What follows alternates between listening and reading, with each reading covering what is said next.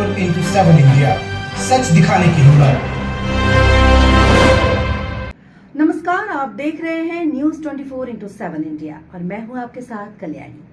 आइए नजर डालते हैं आज की प्रमुख खबरों की ओर।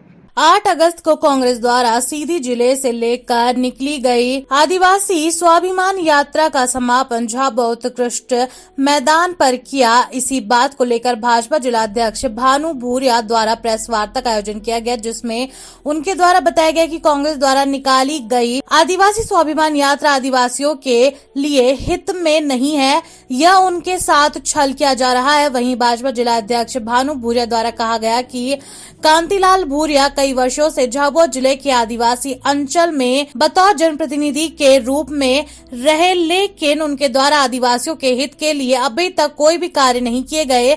जिन्होंने इतने साल आदिवासियों के हित के लिए कोई बात नहीं कही, उनके द्वारा आदिवासी स्वाभिमान यात्रा को निकालना सिर्फ एक ढोंग है। भानु भूरिया ने बताया कि कांतिलाल भूरिया आदिवासी नेता बनते हैं एवं उनके पुत्र डॉक्टर विक्रांत भूरिया, जो कि गांव में जाकर आदिवासियों से मिलकर उनके हित की बातें करते हैं, उन्हें अभी तक आदिवासियों के तौर तरीके, रहन सहन का कुछ भी पता नहीं है। वहीं भानु भूरिया द्वारा कांतिलाल भूरिया एवं उनके पुत्र विक्रांत भूरिया को चैलेंज भी दिया गया कि वे आदिवासियों के बारे में खुलकर डिबेट करें तो दूध का दूध और पानी का पानी हो जाएगा। झाबुआ से राकेश पोटदार की खास रिपोर्ट।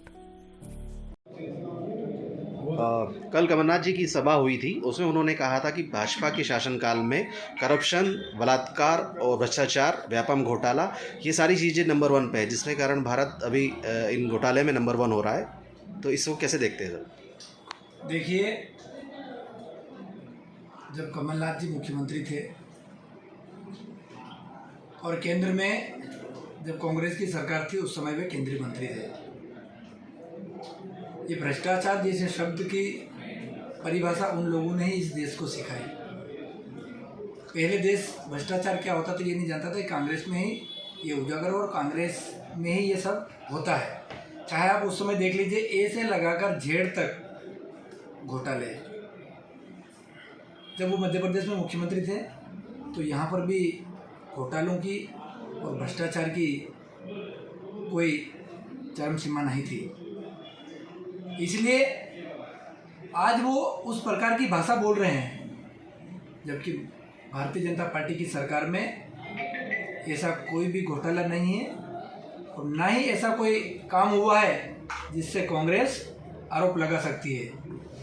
मैं जिस प्रकार इन्होंने बोला है तो भारतीय जनता पार्टी में दस है ना, लेकिन कमलनाथ जी, आप कमलनाथ जी नहीं, आप करप्शन नाथ जी हो। साथियों का बहुत बहुत स्वागत, आप सभी को नमस्कार। साथियों, आज आप सभी को यहाँ बुलाने का हमारा मेन उद्देश्य है, कांग्रेस द्वारा कल जो एक यात्रा निकाली गई, उस यात्रा का झाबुआ में समापन था और उस यात्रा का नाम आदिवासी स्वाभिमान यात्रा था। साथियों, मैं आप सबके माध्यम से कांग्रेस और उनके समस्त नेताओं, उसमें कांतिलाल जी भूरिया, यात्रा की अगुवाई करे डॉक्टर विक्रांत भूरिया, सबसे पूछना चाहता हूं कि आदिवासियों का स्वाभिमान आप लोगों ने कभी किया नहीं, आप कैसा स्वाभिमान मान रहे हैं? जब भारत अंग्रेजों की गुलामी से मुक्त हुआ तब से आपने राज किया, तब से यहाँ पर आदिवासी निवास है, लेकिन आपने कभी किसी आदिवासी का मान सम्मान नहीं किया।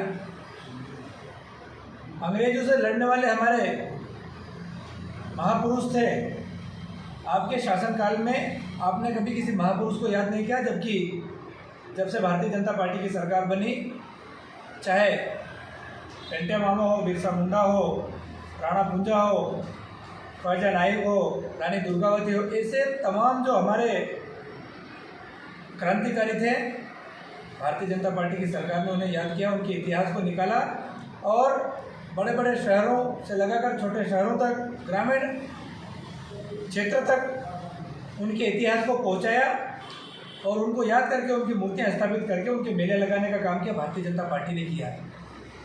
आपकी सरकार और आपकी पार्टी ने हमेशा से जिस प्रकार से आपकी पार्टी की स्थापना अंग्रेजों ने करी थी, उसी प्रकार से मैं मानता हूँ आप आज भी अंग्रेजों के गुलाम हैं। सोनिया गांधी आपका जो नेतृत्व करती है वो अंग्रेज है।